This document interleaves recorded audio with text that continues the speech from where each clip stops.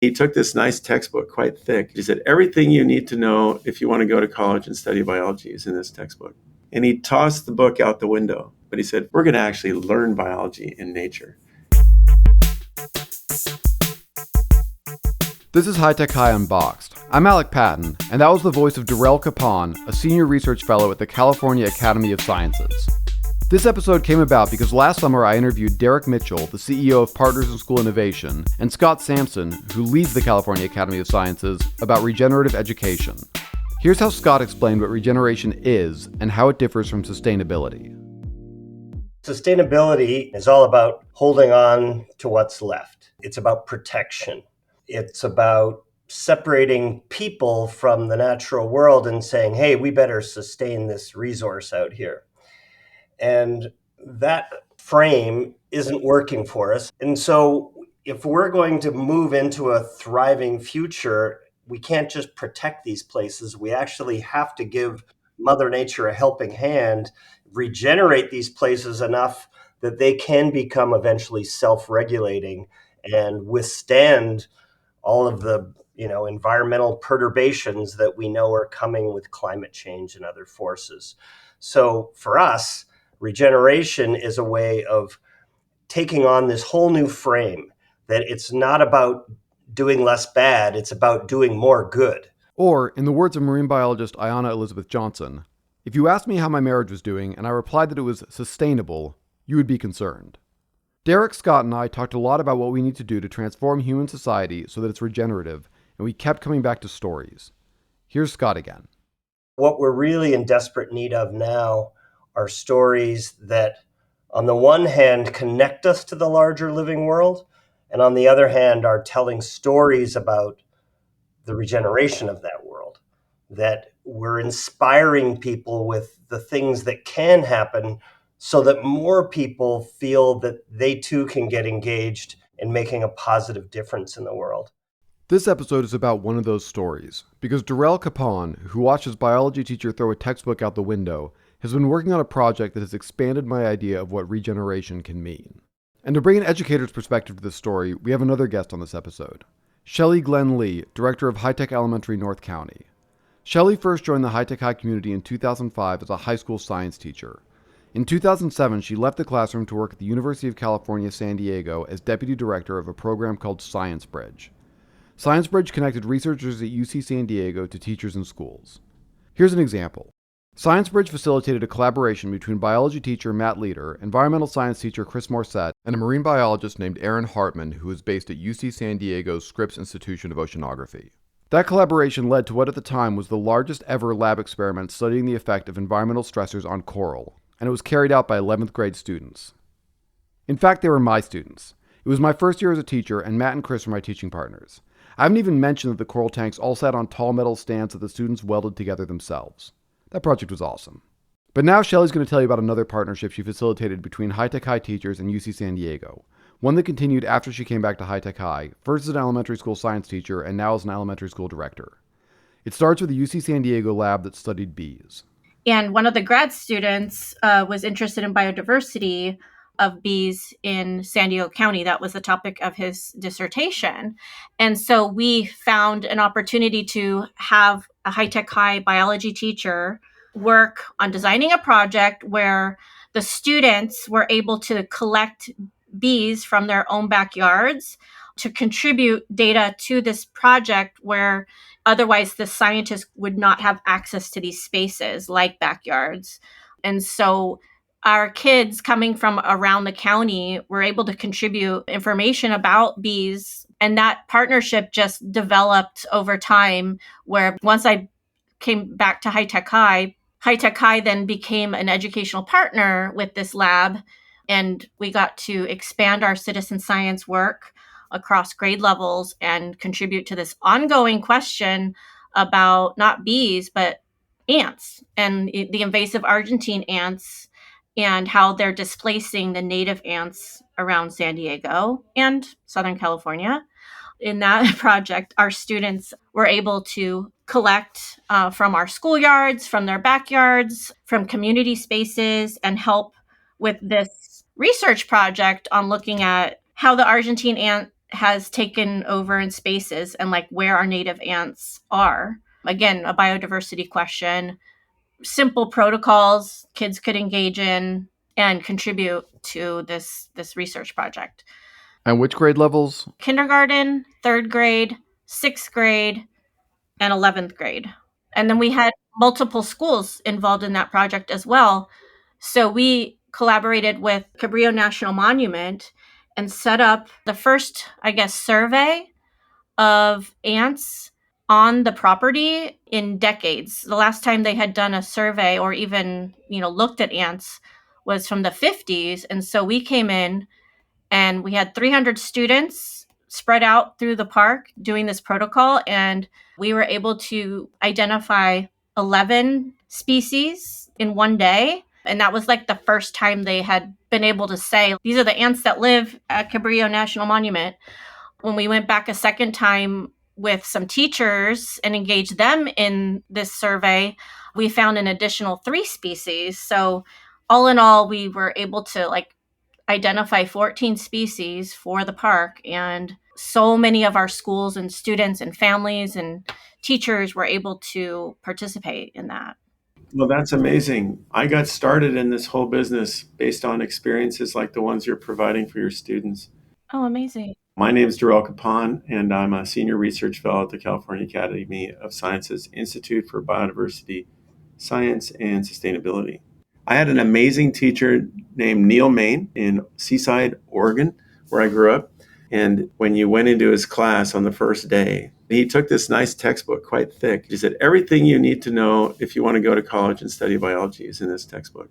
And he tossed the book out the window. But he said, for the rest of us, we're going to actually learn biology in nature. And then he took us outside. So this guy was amazing. And the experiences we had, including seeing humpback and gray whales in the surf, so many amazing things. We literally were doing biology outside in nature every day or under the microscopes with pond water that we collected or estuarine substrates that I actually put out in the river there, and then watched species fall onto the slides and grow and form a community, all these transformative experiences. So that got me on a great pathway that intersected early with museums. And I got a sophomore summer scholarship to go to Eastern Oregon with the Oregon Museum of Science and Industry and kind of continue that theme. And it was called the Ecological Research Team. After that, I met people who had their PhDs in biology on that summer. And I said, okay, this is what I'm going to do. I'm not going to turn back. And I've been on that path ever since. I was basically a sophomore in high school. All right, I have an establishing question for us. What would you call the bioregion that San Francisco is a part of? Oh, wow, that's a great question. What's the bioregion? Well, first I'll tell you, I don't know technically, but what we're in San Francisco is in an area of California that has a moist Mediterranean climate with winter rains that we're just getting now. And so the kind of habitats that we have around San Francisco include coastal scrub, coastal prairie, and other associated habitats that dominated this area before Westerners came with the gold rush. And so some of those habitats are extremely limited now, and that's kind of what we're working on. That's where we're working. Let's go back in time now. We're talking about butterflies. What was the Xerces Blue butterfly, and what was it up to when it was around? Okay, so let's wind the clock back before 1850, or even another 500 years before that. The area from Golden Gate Bridge all the way south to Fort Funston, which is the entire coast of San Francisco, which is the city and the county, the coterminous area, was a mix of dune habitats with the species from those 2 other habitats that I mentioned, sort of stabilizing those dunes. So the prairie species and the scrub species. And then there were probably wherever there was water, there were probably large conifers, likely redwoods, and then oak and willow and other species where there were water and creeks running down into the ocean. And right where I'm sitting right now in Golden Gate Park at the California Academy of Sciences was a dune. The dunes are unique. They're created by the winds. Obviously, they need a source of sand. We have a huge source of sand from the San Francisco Bay and Sacramento River flow. And all those things combine to sort of create a dynamic environment where the plants stabilize the dunes and the dunes grow up because the plants are holding them down. And then at the backside of the dune, the deflation plain, you get usually an evolution into sort of like parallel creeks that have little meadows that form that eventually turn into forests. And that goes over and over and over again. So it's a very dynamic environment. So Xerces was a taxon, some think a species, a divergent biological unit that literally existed in that habitat just basically all across the western flank of San Francisco up to Telegraph Hill and Lone Mountain where University of San Francisco is and into the Presidio. And it probably literally could have seen the gap that was eventually filled by Golden Gate Bridge. So that's what it was before we got here. When and why did the Xerces Blue go extinct? Well, with the gold rush, San Francisco became a bustling economic hub, the biggest city in the West. And part of that included developing the area to the west of the ridges between those hills and mountains I just mentioned. Those were called the outer lands, and people thought they were kind of a wasteland because of the dune and blowing sand.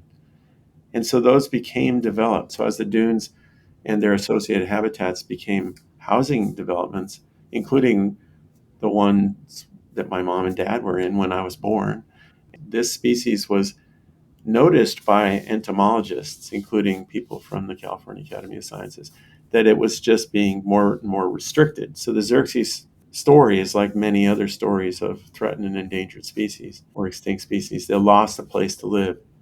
The last places it was found was in the Presidio, in an area, the Presidio at the time was a military base, and in an area that was essentially like the last remnant small sandy dune area.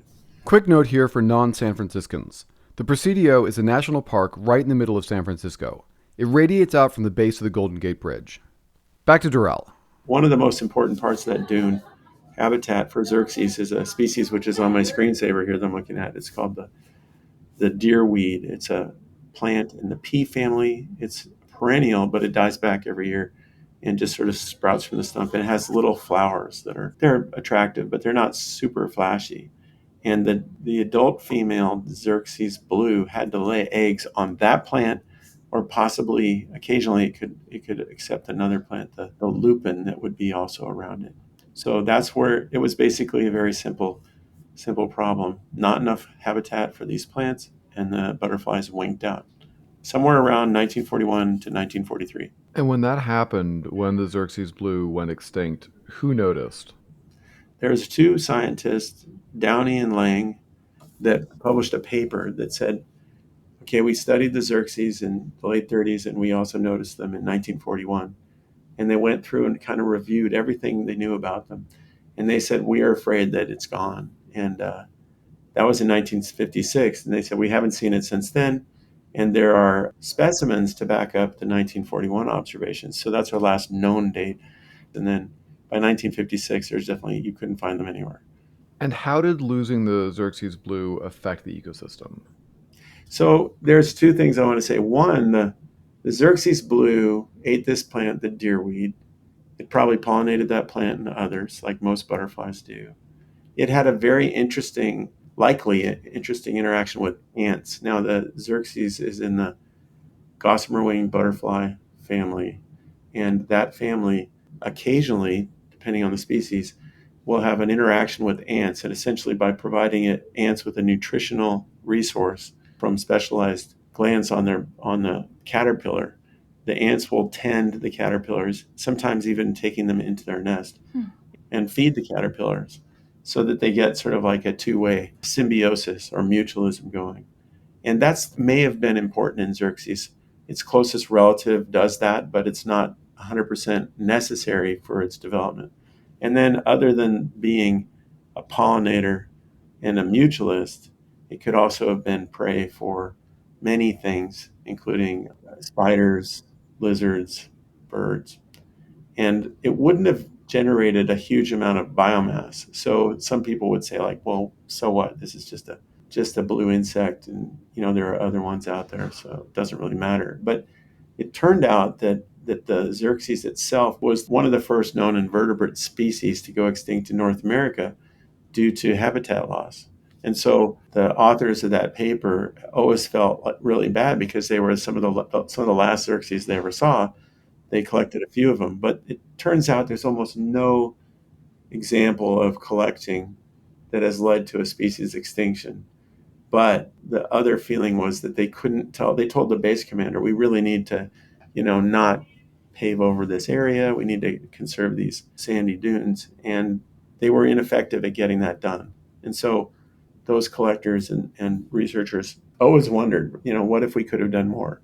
Which the collectors felt bad because they killed a few. Yeah, and they also witnessed the extinction and didn't really figure out how to solve that problem. But if you zoom forward, that meant that Xerces was in the zeitgeist or in the mind of younger, new lepidopterists and biologists. Specifically, a young lepidopterist went to Great Britain and saw a similar story playing out with the large blue and was talking to the scientists there. And they were saying, well, if the large blue goes extinct on the island, we could get the closest relative from France or nearby and move it back. And that made him think a little bit about the Xerces. And he wonder if we could do that with a close relative of Xerces. But that sort of gives us the background that Xerces is like the poster child for invertebrate extinction in North America. And many people around the world know that story. Wow. So that was the situation. A butterfly had gone extinct in San Francisco. As with any extinction, it's impossible to know all the ways that it threw the ecosystem into disarray. We just know that such a loss was irretrievable. Except, as that lepidopterist learned from his colleagues in England, maybe it wasn't? Our story now moves to 2020 in the California Academy of Sciences Entomology Collection. The Academy houses millions of insect specimens. If you're picturing tiny creatures pinned down in glass cases, you got the right idea. So, kind of creepy, but useful. Durrell describes it as a specimen lending library for biologists. One day in 2020, Chris Grinter, the entomology collections manager at the Academy, got a phone call from Ben Novak, who's lead scientist at an organization called Revive and Restore. According to the Revive and Restore website, Ben specializes in genetic rescue and de-extinction. Sounds promising. Here's what Ben had to say. Ben said, hey, you guys have some Xerces Blue specimens. We're curious if we could learn something about those specimens in order to help think about how to reintroduce a species to be a surrogate. He didn't use that word at the time, but instead of Xerces, he basically said. It turned out that Revive and Restore was working with the Presidio Trust on restoring the dune habitats within the Presidio. And so there had been a group of people who had been following Dr. Pyle's advice, which was restore those dune habitats in anticipation that someday somebody would be able to locate and find a butterfly to release, and I like to say, stand in Xerces' big blue shoes. So I was very excited, and I made a little proposal to do genetic, and we call it a phenotypic, but that's just a fancy word for studying the form and function of the butterfly from our collections. With a grant from Revive and Restore, they got to work. And we began by extracting DNA from Xerces and the species, the Silvery Blue, which most experts considered its closest relative at the time. And then we used the DNA to locate, it's kind of almost like a sleuth job, to locate nearby butterfly populations that would be quite close to Xerces. That required a lot of time, and we ended up getting an anonymous donor who wanted to sequence the genome of Xerces. To do this work, we essentially sequence random fragments of the DNA. Think of those as pickup sticks. And you have to do a lot of sequencing because the DNA in a museum specimen is degraded. So you have to get many, many pickup sticks. And when you get them at the beginning, they're just all jumbled up. It's like having those on the floor. And what you want to do is place those with their unique sequences of the 4 bases of DNA, A, C, G, and T, in order so that all those base pairs line up. And ultimately, we want to sequence the entire genome so we can do that. So in order to do this, we use that first pass over the DNA. Then we assembled it or aligned it to a distant species. And it gave us kind of a weak, like blurry look. And using that blurry look, we picked the closest relatives of silvery blues that we could find genetically, which were down in San Jose. And we then got permits and collected a few of those. And then we sequenced the genome of that from the fresh DNA using a special technique that our Center for Comparative Genomics staff knows how to do. Matt Van Dam and volunteer Jim Henderson actually built the genome of the silvery blue from chromosome N to chromosome N for all 24 chromosomes. So then we had a beautiful map with which to map back all those DNA fragments from Xerces. And the end story of that is that we found that indeed the closest relatives genetically were just down the peninsula, down in, say, Russian Ridge Reserve and down to San Jose. But then we also looked at the other half of it, which is what they were doing out in the Presidio. And so we wanted to sort of develop a job description for Xerces. So I got a student from the NSF undergraduate research experience program that we have called the Summer Systematics Institute. And this student was amazing. She's a USF student named Alize Gamber. And Alize literally wrote down all the details of the labels on each of those pin specimens for 300 specimens, and then built a model with me about what kind of ecological niche Xerces had and how does that compare to silvery blue populations around California. And we use that model to sort of locate the individuals from a population that fit the job description the best. And so we had three aspects of the job that Alize identified. One was needs the climate match. So it needs to be able to take a cool, foggy environment like the Presidio in San Francisco. And the second one was it should have some habitat similarity. So it needs to be in a dune that has coastal scrub or coastal prairie plants. And then finally, the last one is that it ate the deerweed host plant, which was its favorite host plant, as we know from Downey and Lang's paper. And so Alize did all this work, and when it was all done, it pointed to her backyard in Monterey, where her parents have a house. So I contacted a couple of managers of various places in Monterey County and got permits to go investigate whether they had big populations of silvery blue butterflies. And after a year of measuring populations, I wrote a proposal to take the surrogate silvery blues from 3 different places in 2 different jurisdictions in Monterey County where there were abundant butterflies. And that's what we did last spring, gathering butterflies in April and May, and then keeping them alive, giving them a unique mark, and releasing them in the Presidio. Wow, that's amazing. So let me know what questions you have. Well, I want to know what's the latest. How did they do? Yeah. So we had 3 different releases. The earliest one was kind of in a cool morning in early April. I think it was April 4th. And we released a total of 70 butterflies. Oh my gosh. The first 15 or so butterflies were happy to be in an area where we had deerweed. We actually let them go underneath this mesh, and they're on the deerweed. And the temperature was so cool that they didn't get started right away to do anything.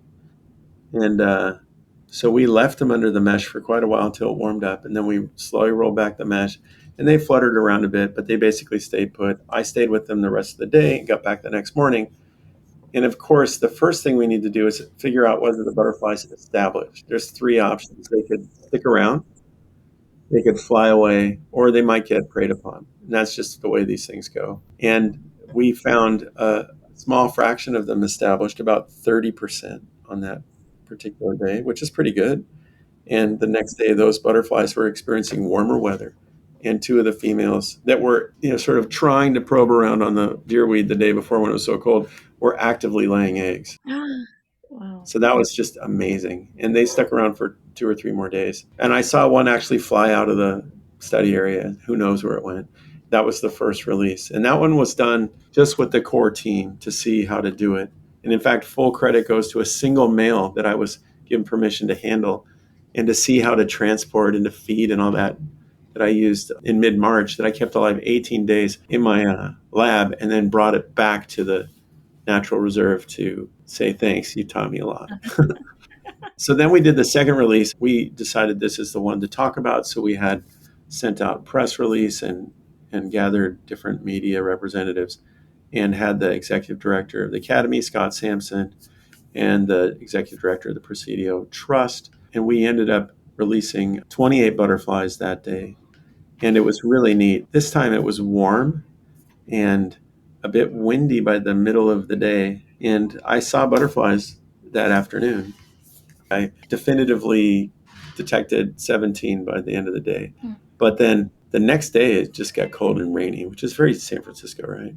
I couldn't find anything. So then I went back another day and I was like, okay, where did these butterflies go? So instead of going to where I released them, I walked way outside of where we released them and then just walked in a spiral all the way back. And this is something, I mean, I have permission to do this as a collaborator at the Trust, but we're not suggesting people just tromp around the dunes. I bought a brand new pair of running shoes for this that had good support. And I have to spray them down before stepping off the trail and that kind of thing. So they're not bringing any plant pathogens in. And I very carefully picked my way around and I found this sort of area next to some oaks and near some deerweed that had a few other species. And it looked just like the source site where we gathered the butterflies. And I found 5 butterflies right there. So that was a thrill. And they were laying eggs and the males were chasing the females. It was like, wow, this is incredible. And then I found a few others nearby. And from that release, we decided that if it's warm, we should let them out of the little nets right away and let them figure out where to go. And so we did that. Our last one for 2024 was May 3rd. We gathered butterflies from state parks with state parks permission, and then moved those butterflies from their thriving populations. And by the way, we're basically only trying to gather 1 out of every 3 butterflies seen or fewer. And actually, we gathered fewer than 1 out of 3. It's more like 1 out of 4 or 5. That way, the host population is not even going to notice. And so we basically released another 28 butterflies this time. And we had literally removed the nets within 45 minutes. And the butterflies started rapidly dispersing. And I came back and I was like, no, I see 1 female over here, but not that many more. And I spent the rest of the day looking around. I didn't see much. And then I said, just relax. You're going to just let them settle in and then do the big spiral. And I'll come back and I'll find more. And I did. And we found ovipositing females that were sort of, one was 50 meters away, one was 25 meters away, in a place I wouldn't have expected. It did have deerweed, but it was under some grass. And it was very similar to the habitat that specific individual was taken from, which is not surprising. So in this case, the butterflies, even though they don't really have vocal cords, are kind of talking. They're telling us what they like. And that helps us think about how to do better. So overall, we learned a lot, and we know that they've laid eggs. Several of those eggs hatched. Wasn't able to see larvae, even though I crawled around on my hands and knees for quite a while. And we'll know in late March through early May whether or not it was successful if we have an unmarked butterfly flying around in the Presidio. And the reason why it's unmarked is because I'm hoping that we will reconstitute the whole team and get permission to gather more butterflies and release them basically in the same places and 1 additional place. Because as most population biologists know, in order to kickstart a population in a new area, you have to have many, many individuals released to find those individuals that are happy with the spot and get them at a high enough density that they find each other. And so that's our goal, and we expect several more years of work to get to that goal. It's so awesome. Do you have concerns about the genetic mixing of the different populations or potentially introducing something like a pathogen or something, taking from one spot to another? Is there any concern around those things? That's a great question. So the first part is the genetics. And yes, we have a little bit different genetics, but there's no reason to think that that would impact anybody locally because those local butterflies aren't there. And the second part was whether we would introduce some sort of pathogen. So one of the things we recognize is that we don't want to move. The ideal thing to move would be eggs, because those eggs are basically as close to sterile as you can get. And unfortunately, if you could get the egg and then immediately contain it, that would be awesome. But if you let females lay on a bush or a deerweed, those eggs are exposed to parasitoids, and you'd have to move the plant, and those could have plant pathogens. So the next best thing to a perfectly sterile egg would be a female carrying perfectly sterile eggs. So if the only thing we could imagine is if the female had some sort of pathogen on their scales or on their outer exterior surface. And we did look to make sure they were healthy flying butterflies. That's all we can do.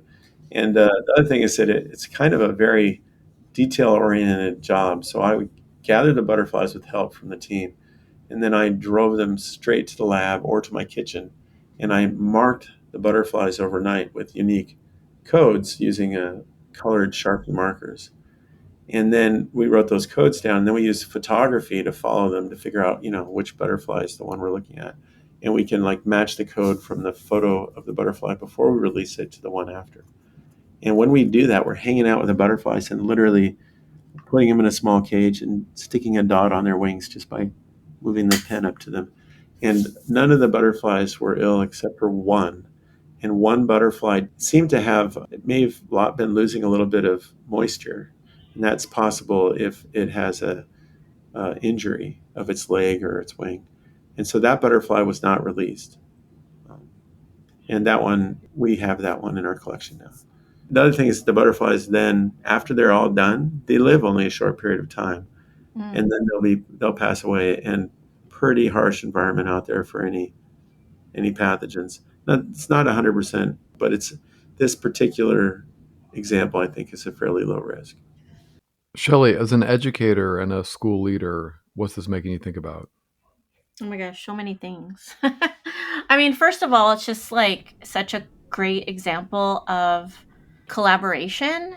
And that's one of the things we really help students develop those skills, as early as kindergarten and throughout their K-12 experience through the projects. And so, we can say, oh, it's so important and oh, you're collaborating. But I think this is such a great example. You can see it. You could see why it's necessary, to work with different people and how together you can do something greater than, just by yourself.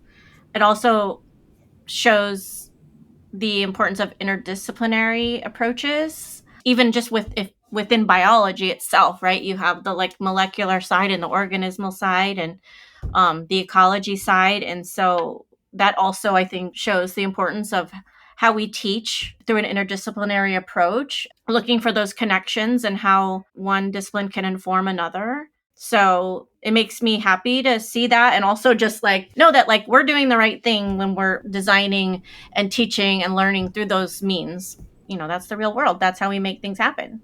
And also just an amazing example of the power of human impact. Yes, we're doing so much negative stuff, but there's so much positive things too that we can do and that are happening. And this is just a great example of that.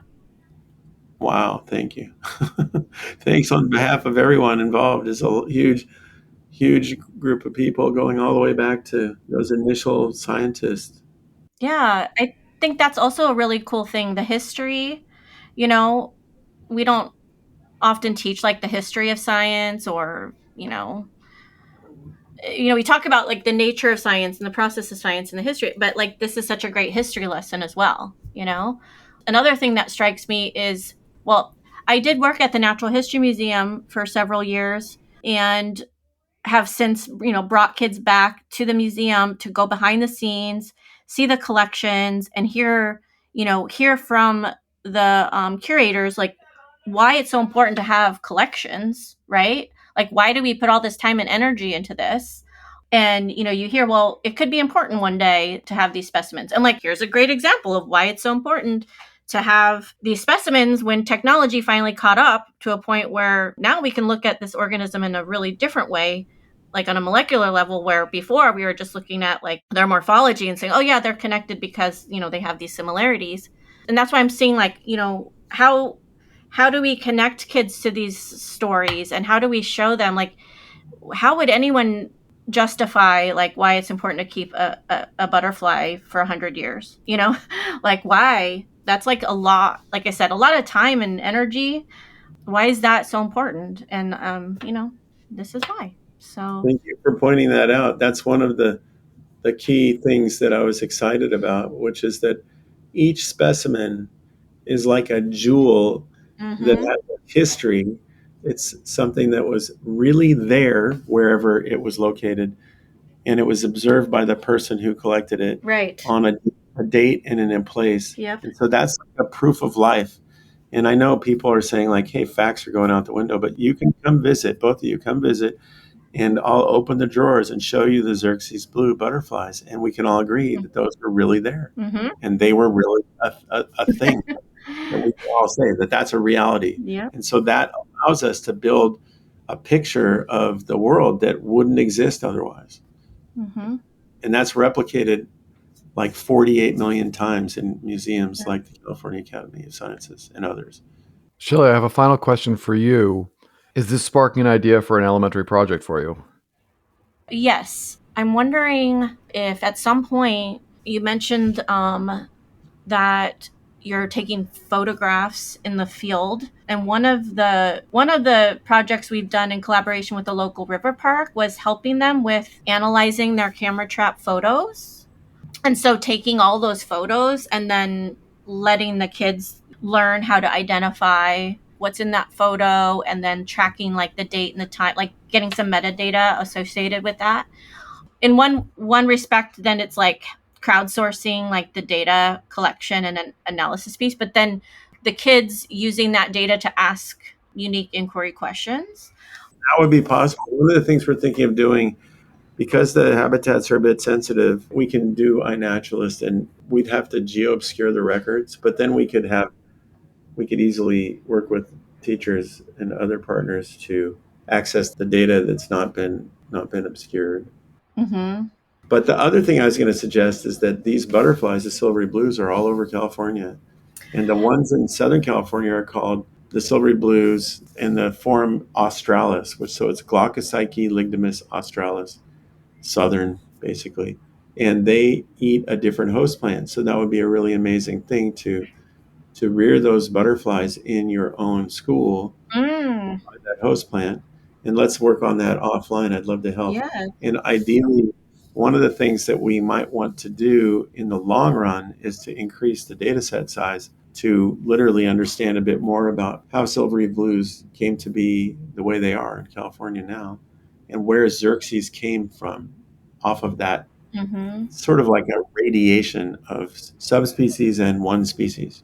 Okay, yeah, because I was actually going to ask you about that. One thing we might want to do is build a reference collection, but I love your idea of rearing them. So, yeah, I think in that case, it would be like, what are the restrictions around collecting, and what's the best protocol for collecting? That's where I'm wondering those two questions.